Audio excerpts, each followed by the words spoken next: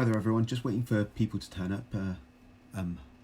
So just to let you know what's going on, I've got Instagram on this side live and I've got Facebook live on this side, and we'll see how it goes.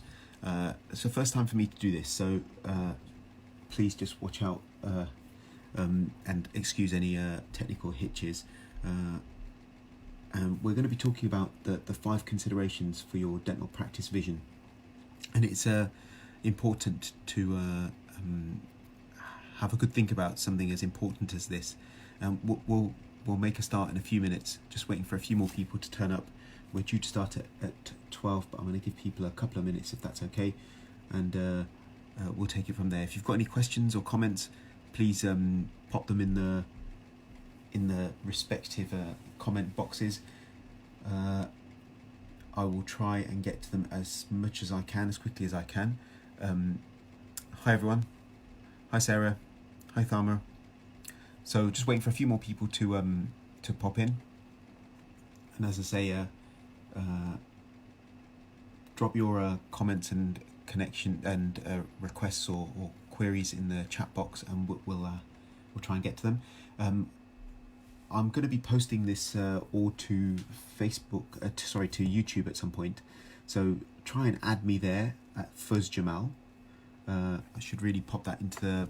I'll pop that into a comment at the bottom, just so you've got the address. But there's only one Fuzz Jamal. Hi Kevin, thanks for joining. We've got a few more people just popping in, and so just to let you know, I think it's called simulcasting this to Facebook and to Instagram at the same time. It's the first time I've done this, so as I say, please excuse any technical glitches. I was trying to get it onto YouTube directly, but let's have a look. We'll see if we can do that. Just going to wait 2 minutes and then I'll make a start, and I won't keep you too long. Okay.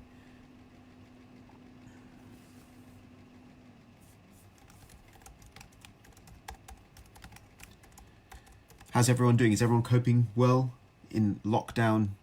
What, day 21 is it, or something? It's it seems the new normal to find most of you lot online at very late into the night. Yeah. So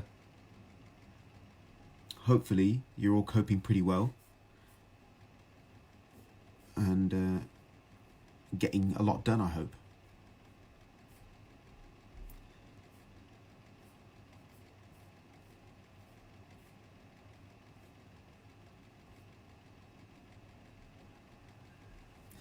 Right, thanks guys for waiting for those extra couple of minutes.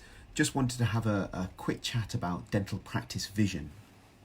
And obviously being in practice for 20 years and running multiple sites, I've had a little bit of experience about managing teams and managing a practice in terms of moving the team along in the right direction.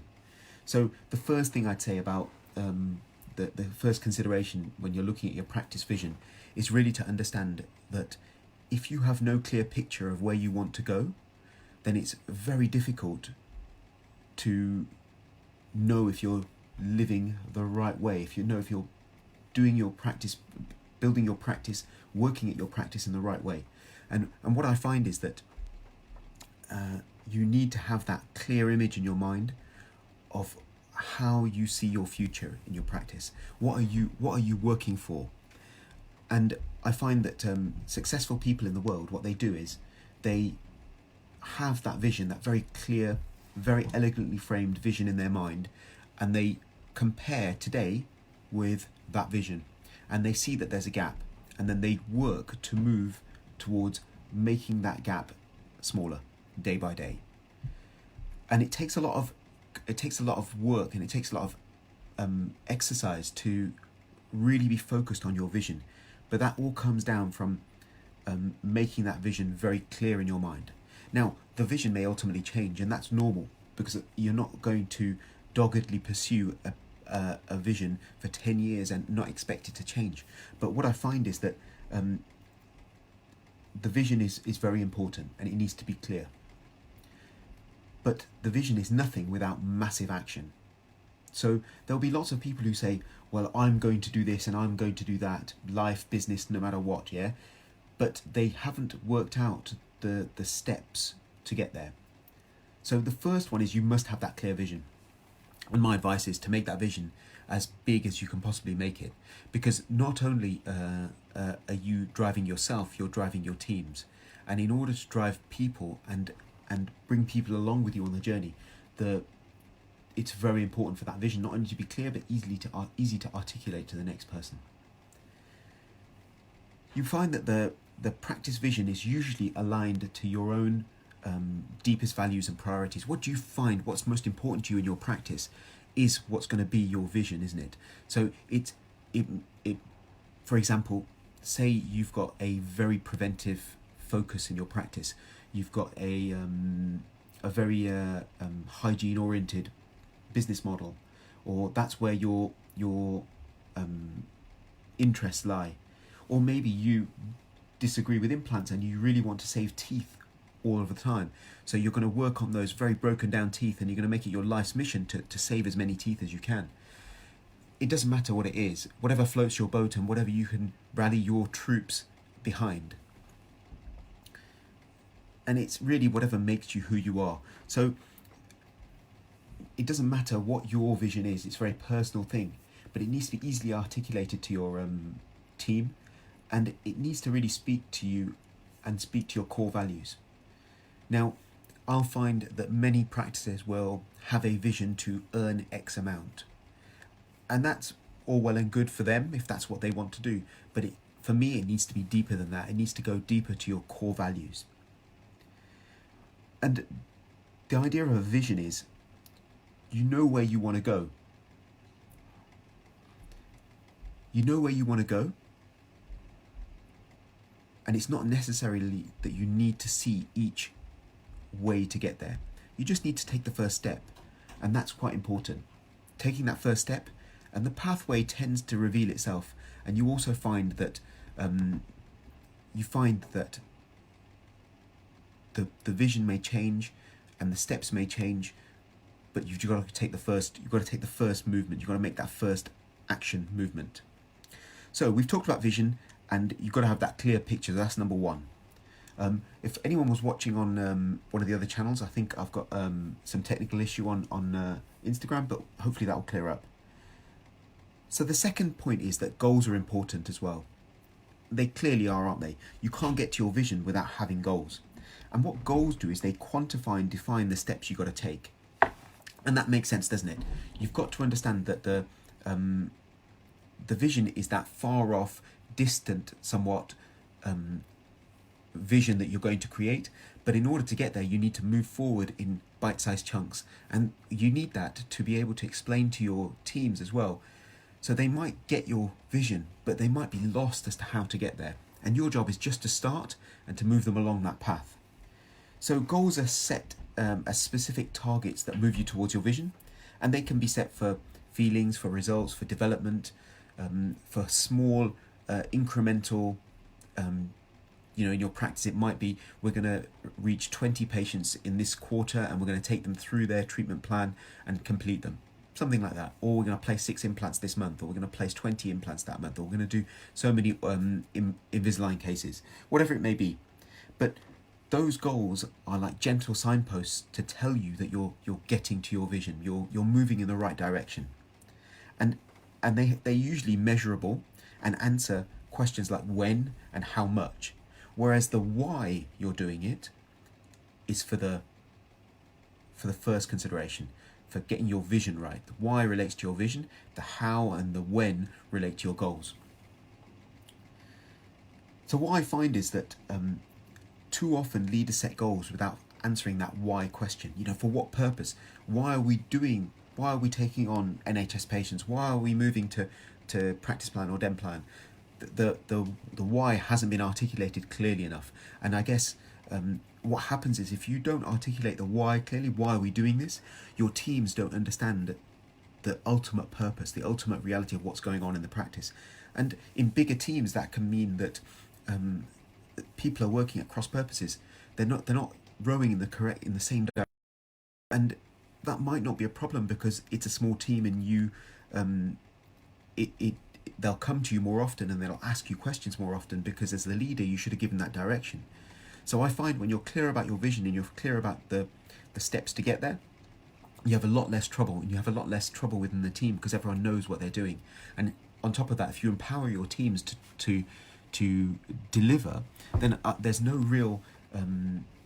usually no real problem, and there becomes a kind of synergy within your team simply from having that focus and having those goals, those smaller steps to get you there. So the more you can give them that vision and those goals, the less they rely on you to keep articulating to them each and every day and course correcting them. So I find that a bit of work up front in defining the vision with your team really makes a difference. So the third consideration is a goal is not a vision, even though it's got a picture at the end of it. So a goal sometimes would have a picture or a vision ascribed to it, but it's not really a vision, it's just a goal. What you find is a goal is oriented to complete and finish, but a vision lives on. So a goal may be that you've want to lose weight. If you want to lose weight, that is a goal, it's not a vision. Yeah. And the vision might be to be healthy, to reduce your incidence of diabetes or heart disease, and that's the overriding vision. And what you find is unless you have an overriding vision for your practice, you tend to be a bit lax in your goals, because once the goal is done and you've done those 6 implants for the month, it's very easy then to not reset and not look at the bigger picture. So it's really important to have those goals, but it's also important to have that vision and to make sure that you know the difference. The fourth thing is a vision is enduring and provides the clarity that we talked about, and a goal really ends. So a goal is finite, as we said. And what I'd go back to is that taking those first steps is very important, and understanding that you don't need to see the full process, you don't need to see the full way to the end point when you are within your practice and doing the day-to-day. You just need to know that the small steps you're taking is in the right direction to your vision. Martin Luther King said that you don't have to see the whole staircase, just take the first step. And that's such a deep statement, and it really encapsulates what we're saying is the vision is the ultimate goal. The steps and the goals you take are just those little movements toward that. So that brings me to my final point, which is you have to have that very, very clear vision. And so in our practice, our vision is that we work on bringing patients in, dealing with their problems, their issues, their concerns, and doing that to a very high standard, NHS or private. And we know that the lifetime value and the value of us to that patient is both great. You know, we feel that patient is valuable to us, but also we are valuable to that patient. And in order to get that across, we sat down with our teams and we discussed about our vision. And we came up with, we as a team provide dental treatment for existing dental care concerns and problems. And we do that to a high standard. And then we work with the patient on a preventative approach, which keeps them and their families orally fit and smiling for life. So what that means is that we want to bring patients in, we want to bring them in, and it doesn't matter how we bring them in, to be honest. We want them to be dentally fit with us because we deliver care to a high standard, and frequently we do that at a loss to begin with. But we hope that we do it well enough that those patients then understand what we're trying to do and they buy into the philosophy of our vision and they stay with us, hopefully on one of our membership plans. And that way we can say that we've got you sorted, you're now dentally fit, and we're going to move you along in our practice system that keeps you dentally fit. And after 20 years of having a membership plan and having a very loyal cohort of patients, we feel that we have managed to keep these patients happy and kept them with us. So to wrap it up, I think you really do need to spend the time. Now, we talked about this as a dental practice, but this also works on an individual level as well. And on an individual level, you can still have a vision for the dentistry you provide. You can still have a vision for your life. I find that if you go in focused, knowing each day what you're going to provide and why you're going to provide it and why you're going to work in the way you work, it really makes a difference to your practicing life, your contentment and your enjoyment of your practice.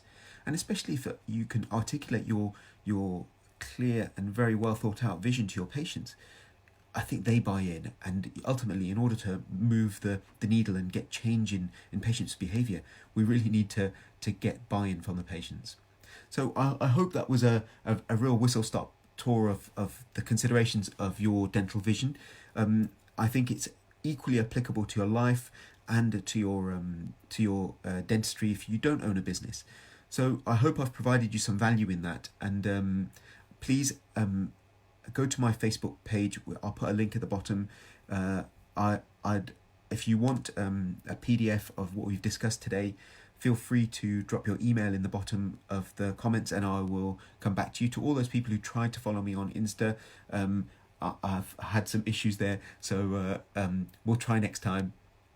But please, if you'd like me to add you to my list for future updates, then put your email address in the bottom and also add me on YouTube, because I'm going to move a lot of these videos onto YouTube. And my YouTube channel is Fuzz Jamal. There's only one Fuzz Jamal. Thanks very much for your time today. I hope I've been of use to people, and take care, and I'll speak to you soon. Tomorrow's talk will be on goal setting and goals in general, and I look forward to seeing you at 12 o'clock tomorrow to discuss goals. If you've got any questions about goal setting and how to be effective at goal setting, then please drop them in the comments as well. Take care, and it's great to see you guys. Bye bye.